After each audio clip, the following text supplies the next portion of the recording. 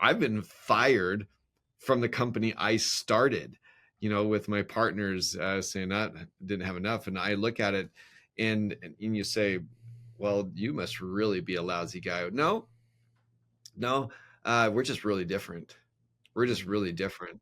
And I manage a lot the way that you have been speaking. I am passionate about what I believe in, and I am a huge advocate for the people who believe in me, and where we can mutually benefit each other.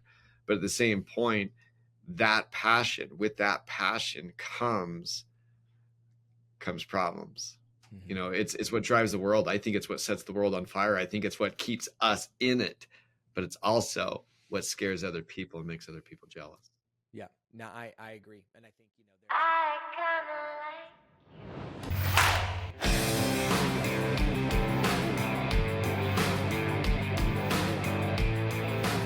Hey, welcome to Networking Star. I am your host, Jeffery Boyle, and here on Networking Star, I interview some of the most innovative and interesting entrepreneurs, the kind of entrepreneurs that inspire us to have, be, and do more with our lives. Today, I am joined by a keynote speaker and coach, Rocky Garza, and he helps you overcome your fear and live a confident life. So, Rocky, thanks for joining me. Absolutely. Thanks so much, Jeffrey. Appreciate you. Thanks for having me back. Yeah, you bet. I know that you work with a lot of men, and you've got this purpose in helping men live better lives. Tell me a little bit about how you picked that particular niche and why it's so important that you're helping men start to regain their confidence and live really more complete lives. Yeah, for me, I think it's something, it probably started 4 or 5 years ago. And there was actually a book I read called The Boy Crisis. And that really is kind of what got me started. My son was young. He was maybe a year and a half old. And so I was reading this book and just really looking at what we have done and are doing. And I say we, the collective we, I say all of humanity. This is not a right or left or right or wrong. This is just simply as people looking at even how we communicate with boys, how we talk to them, what we do, what we say, what we don't say, what we like, what we don't like. And I think even thinking about my own life, there was so much amount of my time growing up where I think looking and longing for someone to value me, to appreciate me, to have a dialogue with me. I think to help kind of show me the ropes and let me fail, but fail in a way that I knew they would be there to not rescue me, but be there to at least support or help. And so, I think for myself now, I'm 40. I've got a 7-year-old son, and I'm deeply passionate about, I think, helping people and especially helping men kind of hit the slow down button just a little bit in order for us to be able to go, okay, hold on a second. Many of us have been moving at a pace and a rate so fast for so long that we have, I think, in a way, neglected ourselves from really understanding how we feel, who we are, what is it that we really desire, and do we even have the space to be able to pursue a life that we really believe in, that we're deeply convictional about, and as men, are we doing the work required to be honest enough with ourselves and those around us to really clearly define that so that we can then assess, are we even doing what we want to be doing? And I'm not talking about professionally, I'm talking about in life. Are we fathering the way that we really want to? Are we a husband that we really want to be? Are we a partner the way we really want to be? Are we even in business the way we want to be? Or are we just chasing something that we don't actually want and consistently catching a thing that is not the reward we're looking for? And I believe that I have this desire, passion, and gift to help us stop long enough to uncover and discover what that is so that we have the ability to make sure that we are building the life we deeply believe in. Well, there's no question that you're passionate about it.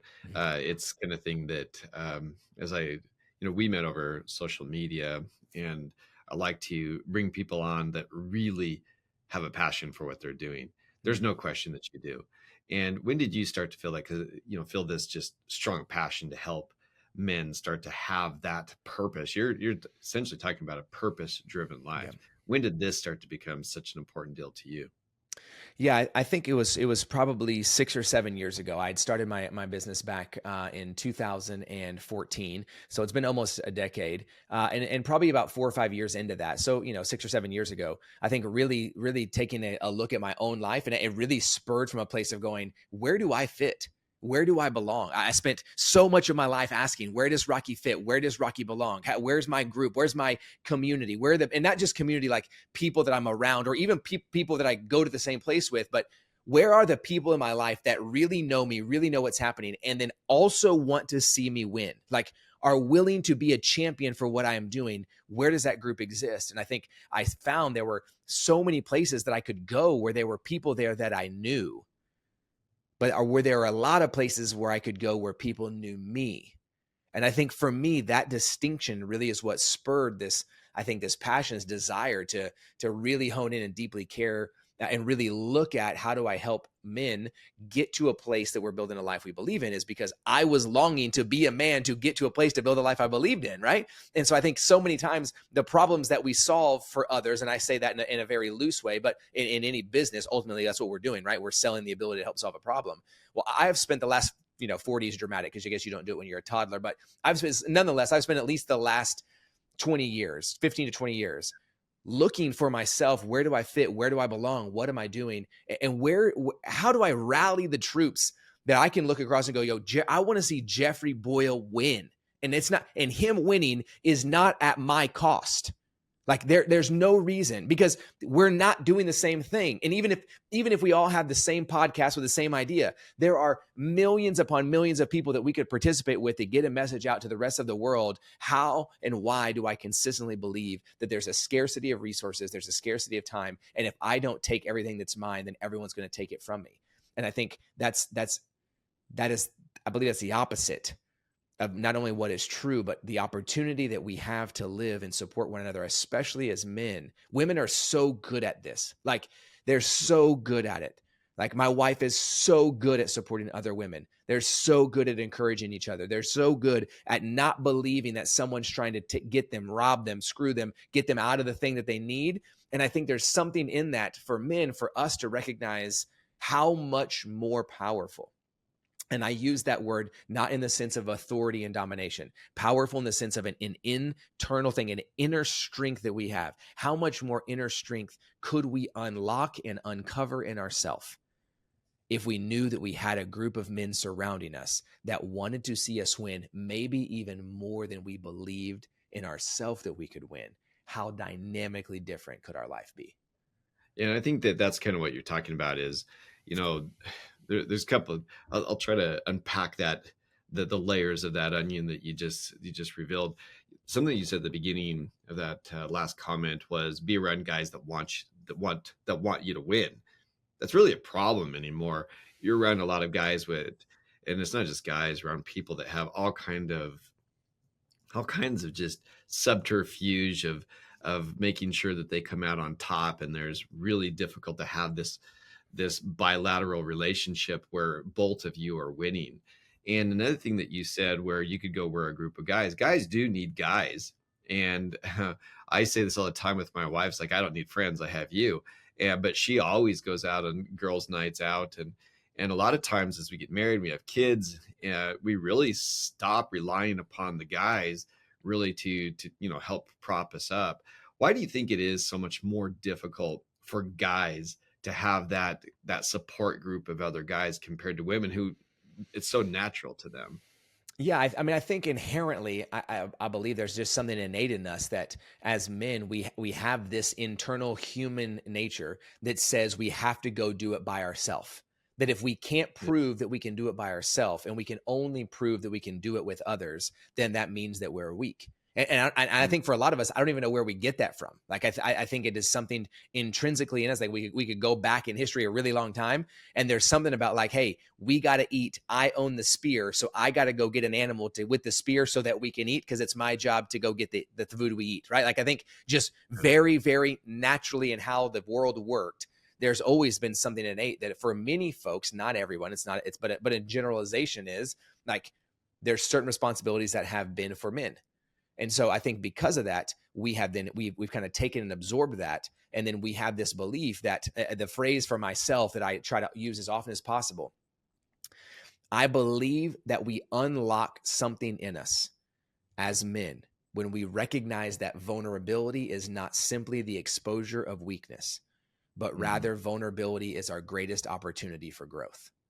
And when we can make that mental shift, that soul type shift that says, vulnerability in my life is not the exposure of my weakness. It's my greatest opportunity for growth because I get to surround myself with people who are great at what I suck at, so I can be great at what I'm great at. And collectively, 1 + 1 is 7 because we just found a way to get the best of all of our parts at the exact same time. But that takes work to get to a place for me to be able to say, this is where I need you, and to trust that you're not going to look at me and say, you're such a chump, figure it out on your own. But you might hear that and say, I have never been more ready to step in the arena with you because you have called upon me to join you. But that takes work as an individual. You don't just show up from nothing to into the arena. Like, a lot of us spend a lot of time in the audience watching the battle in the arena and talking shit about everybody else who's battling because we have been unwilling to take the step. And when we heard the call to actually jump in there and do something with it, yet I believe there is something deeply intrinsic in all of us that really, really wants and desires that. But we got to get over, most of us, it's in between here and here. We got to get over the mental shift that vulnerability is not the exposure of weakness. It's our greatest opportunity for growth. But if I can't see it, I can't support your growth. I think you're right. It's you're talking about being a armchair quarterback where it's really easy for us to critique other guys. It's really easy to put on the TV shoot. It's really easy to put on social media and to be able to put just some crappy comment on there. And yet when it comes out to performing, uh, there's a real fear, I think, of that, especially if you're a very critical person of other people, that you're going to then become the target of the critique, which you will. And I think that that's the biggest difference. A lot of guys don't understand. If you want to have, be, and do more, then you're going to have to take some arrows. Yeah. And the arrows are not fun. No. It's really easy to throw them. It's really easy to be, to shoot the arrows, but it is tough to just be, especially when you're putting your heart and soul into things. You're a very passionate guy, and passionate people. I tend to be the same way in meetings. I had a business partner once say that you're too convincing. I'm like, no, I believe. Mm-hmm. I believe in what I'm saying. But guys and women that believe in what they're doing, you're going to have haters, equal as many haters as you will admirers. Yeah. Well, I think one thing that for me that and I say this in, like, I am learning, I have not learned. Okay. I am learning is that, I'm 40. I spent probably the first 39 years, 39 and a half. I don't know. It's really fresh, of my life. I spent the last 40 years of my life longing to be a person that was trusted, to ask, what can I do to get you to trust me? How high can I perform so that you will trust me? Because I believed if I could get you to trust me, then you wouldn't leave me, because I didn't want you to leave like everybody else. And I think I found in the last 6 months or so that I actually don't desire to be a person that you trust. I desire to be a trustworthy person. That I can't control what you think about me. However, I can control what I do on a daily basis that allows me to be the kind of person that if you choose, you could trust because I'm trustworthy. And you're catching me here, Jeffrey. We're almost to the minute, 7 days into what has been one of the most difficult professional seasons I've ever experienced in my life, due to the actions of other people that I could not control. And while putting myself out there in a position that says I believe and I'm passionate and I care for others, the difficulty that has come when someone else exposes that vulnerability, and it no longer becomes an opportunity for growth for them, but it becomes an area where they want to be in control. And I think I'm sitting with you right now today in this moment, having to practice the thing that I've been saying for the last 6 months and then 2 It kind years of and sucks, 6 huh? years. Like, man, it's really, really hard. It's Yeah. really hard to continually put in the work and the effort to be a trustworthy person, even though sometimes people don't trust you. And so I think in that, like, it's sometimes you just got to really practice it. Well, and my father was very good friends with Stephen Covey, and the famous author. And he knew him since, I think they met when they were in their 20s, and they've both passed. But I remember my dad talking to me once, and he talked to Covey, who's this always win-win, and how to do this and how to do that. And he met with presidents, he met presidents of the United States, he met with giant leaders of commerce. So he was an important guy. And my dad asked him once, he said, so what happens when you're depressed?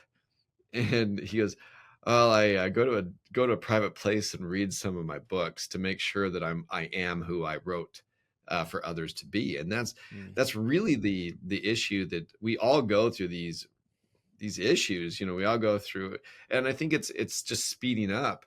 And I've been fired from the company I started. With my partners saying that didn't have enough, and I look at it, and you say, well, you must really be a lousy guy. No, no, we're just really different. We're just Mhm. really different. And I manage a lot the way that you have been speaking. I am passionate about what I believe in, and I am a huge advocate for the people who believe in me, and where we can mutually benefit each other. But at the same point, with that passion comes problems. Mhm. It's what drives the world. I think it's what sets the world on fire. I think it's what keeps us in it, but it's also what scares other people and makes other people jealous. Yeah, no, I agree, and I think there's a reason that they say that niche will get you rich. There's a reason that they say that you gotta really hone in your craft. There's a reason that that the more specific you are, the more clear you can be about solving a problem. There's a reason that that they say you either need to be highly intoxicating to where people are so gravitated towards you, or they absolutely want nothing to do with you, and that's difficult. And most of the time, barring it's not intentionally harmful or malicious, that's different. Just being an asshole is an asshole. That's not what I'm talking about. But deeply Mhm. caring about what it is that you care about, it can be really difficult because not everybody is going to care about that. And some folks are actually not even disagreeing with you because they don't agree. They're just simply disagreeing with the level of belief that you have. Yeah. And it's hard for folks to do something with that. And so I It's think really that's hard for, I think, most people to have that level of belief. And Mhm. that's why, as I listened to you, the first part of this, I just enjoyed listening to a person who's really passionate about what he's doing. First Mhm. of all, it's a great cause. And even if I disagreed with it, it's really difficult, which I don't, but it's really difficult to look at a guy like that and not admire him. But at the Mhm. same point, I think you're talking about a difficult season. It feels like a lot of times, as an entrepreneur, because I know you do a lot of entrepreneurial activities, that you're almost like Joseph of Egypt in the Bible, where you'll have 7 years of plenty, and you better be careful with that money during that 7 years of plenty, because as an entrepreneur, those seasons change and those difficult times will come. But it's the person that applies his or her principles in what they were preaching during those times of high, that'll make it through the times of low. Talk a little bit about that, because everybody goes through them. Sometimes the cycles are way longer than you want them to be. How do you get through those cycles of low? Yeah. So I mean, I'm gonna steal the words from a guy who's much smarter than me. You got to go to a quiet place, and you got to get back to go. Hey, do I really believe what I say that I believe? I have a really good friend of mine. I'm going to use him as an example because I think the practice of what he has, like, you know, um, there is. Good friend of mine who experienced a really, really difficult personal situation, and his wife responded to him and said, and her response was based on her faith. But in this difficult situation, she responded and said, "It's an honor to be married to you during this time." And it was like she couldn't have said anything more mind blowing than "I'm honored to walk with you in this difficult time," because it was. I mean, she just got the brunt of all of it. But I think what I took on that is that she was saying, I have yet to be in a position in my life where I got to actually walk out the things that I said, because my life has been fairly good and easy up until this point. So it's very easy to go, I believe in who you are is more important than what you do. And I believe that, a deep conviction about yourself is the most important thing. And if you clearly know who you are, you'll be able to get where you want to go no matter what. That's really easy to say when money's coming to the bank. It's really easy to say when everybody wants to hire you. It's really easy to say things we believe when our actions only have to match those beliefs at 50% because it's just working. It's totally different when you're given the opportunity to actually live out the things you've been saying are true about you. When things are hard, you got to go back to say, who am I? I don't give a shit what you're actually doing. Am I doing the things I say I believe, regardless if it makes the most sense or not? I was on a call this morning. Here's an example. What do I do when things are really, really hard? Well, I go back to say, am I who I say that I am? So I was on a call for 30 minutes this morning with two gentlemen who own a company in a different state, who are growing and looking to expand, because I got connected with them, because I'm trying to make sure that everybody in our organization who is now no longer employed has an opportunity to find a job, and to see if I can get them connected to get them a job. So I spent an hour of my time this morning doing that. I'm no longer employed by the company I used to work with. I have no ownership in the company that I used to work with. I have no reason to do anything for anybody in that organization that I work with, because they wrote me off. But that's not who I am. Who I am is a person that says, I care about you, and I was with you, and I fought with you for the last 18 months to try to make this thing work. So why in the world would I stop fighting for you now? Get on the phone, have a call, see what you can figure out, and email every person who used to be on our staff and say, call these people, they're looking for roles, and see if you can get a job there. If it doesn't work, let me know. I'll connect you with somebody else. And that's not a matter of whether or not you have to or don't have to do that. If I am who I say I am, it's not a matter of have to. I must. Otherwise, I'm not the person that I said that I was. And so when it's hard and you actually, the rubber meets the road, you got to make a decision on whether or not you're really going to do that. You're really going to be that. And I am of the belief that in time, I'm not doing it for this reason. It's a fundamental belief about who we are in the cosmos. In time, it will work out and I will be okay. Today, what is required is, can I be the kind of man that I said that I was when it was easy, when it's hard? Well, and Rocky, very few people will do what you're talking about. Very few people are dragon slayers. Very few people, once the rubber meets the road, are willing to go off and put their neck out again, or put your neck out when it's already been, someone's already taken a hack at it. The fact of the matter is that almost everybody that you deal with in business, there's very few people that will do what you're doing right now, which is looking out for the good of somebody else. Everybody else, I think the common phrase anymore is, what about me? Well, what about you? What about you? What about us? Because we know that we're better together. So who gives a crap about you all the time? It's not about you all the time. Always, you say, I've heard it so many times. I had a business partner would say it all the time. What about me? And my thought in my head is, I don't care about you anymore, because this isn't about you. This is about us. There is no company without us, and everybody's replaceable. Everybody's replaceable. And I think that this victim triangle that so many people get into anymore, that they really think that everything out there is, and even God is, some kind of cosmic servant that is there to give them and meet their needs and meet their demands, rather than working with the laws of the universe. It's constantly, what about me? Mm-hmm. What about me? Mm-hmm. Good for you with what you're doing with it. I think all of us that have been in the different scenarios, and I continue as an entrepreneur to have the seasons of high that are followed by seasons of low, and it's never an easy process. And and what I'd say is, I think you're right. Stephen Covey did nail it. Go and read what you've written in the past. You listen to what you've said in the past and say, am I really that person, or was I one of the guys that just fell into that victim triangle? I appreciate what you're doing. I appreciate what you're doing for men, and I appreciate your passion. Give me some kind of, to finish it off, to tell people where to find you. But at the same point, I'd love for you to just give me a little bit more of that Rocky. Maybe it's that name, maybe it's the movies, maybe whatever it is. You've got a certain passion, a certain love that you exude. And I'd love for you to just really kind of give me a little bit more of that, of how do you go from hero to zero and from zero to hero? Yeah. Great question. So I love the question. And for me, it's a theme that kind of transpired about 18 months ago in my life. And I was given a talk at an event. And the title of the talk was "The Hero Has to Die." And the attempt was not to say that we cannot be heroic in our life. So don't hear what I'm not saying. But if the attempt for life is to be the hero, heroes are only remembered upon their death. Heroes are never remembered in the moment. And I don't want to be remembered when I die. I want to be impactful now, because I don't really know what's going to happen when I die in the regards to what my legacy is or what I left, but I know that I can control what I do today. And so I think for those of us that are in it together, those of you that are listening, and you think about, man, when it's good and it gets bad, and how do you go from something to nothing and nothing to something? Well, let's just change the scale. What if the reality is that we are all something all the time? What we do with that something and the impact we make on people, that is what's within your control.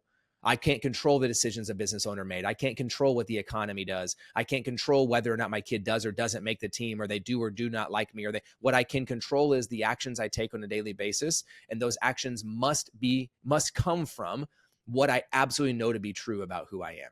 I know that I have attempted to be the hero in my life simply because I wanted to prove to somebody else I was not like them. And that's a terrible reason to take action. I want to be a person that is clear about who I am, so that I am doing what I know I was made and designed to do, regardless of the thoughts or feelings of somebody else. And so for you out there, if you're currently on top, remind yourself that there actually is not a top. Maybe you're just doing the things you've said you want to do for a long time and you're finding the fruit. For those of us that feel maybe like myself that, man, I'm in the bottom, maybe there's not a bottom. Maybe I'm just experiencing the results of the action that I took because for a moment I forgot who I was, and instead I was trying to prove what I could do. And so my encouragement to you is take a little bit of time. Take a step back. Don't tell me if it's right or wrong or good or bad. Just simply tell me what's true. Tell me what's true about who you are, how you want to spend your time, and the kind of human being that you want to be while you are here now and in control. Control what you can control today. Choose to take daily actions that will have a wildly profound impact on those that you love and you care about most. And let the residual impact for everybody else happen. My life and my profession will be exponentially better when my marriage is incredible. My ability to coach people will be through the roof when I'm the father that I want to be to my son and to my daughter. And if I think it's going to be the other way around, I believe that I'm a fool. And so I don't want to be a fool. I want to be who I say that I am. I want to have opportunities to live things out. I've been writing down in my journal every morning for the last 18 months, 2 years. One of my affirmations is, I do hard things for the most good. Yeah. And I've been given an opportunity to do hard things for the most good. And so if it's who I say that I am, how can I not show up today? Good stuff. Rocky, tell people where to find you. Yeah, hit me up out there on the gram. It's the easiest way to find me. You can find me on multiple platforms: Instagram, Facebook, LinkedIn, YouTube, TikTok, but Instagram's probably the easiest way there. It's just at Rocky Garza. You can go to rockygarza.com and you can find me there. Would love to communicate or connect with you. Send out a text message every day called the Daily Rock. We got an email that goes out once a week and a podcast once a week that's 5 minutes or less. Big concept and made simple, called the Weekly Rock. Would love to hear from you, talk to you, and do what I can with you. And so appreciate you having me back on, Jeff. Heck yeah. Thanks for being on.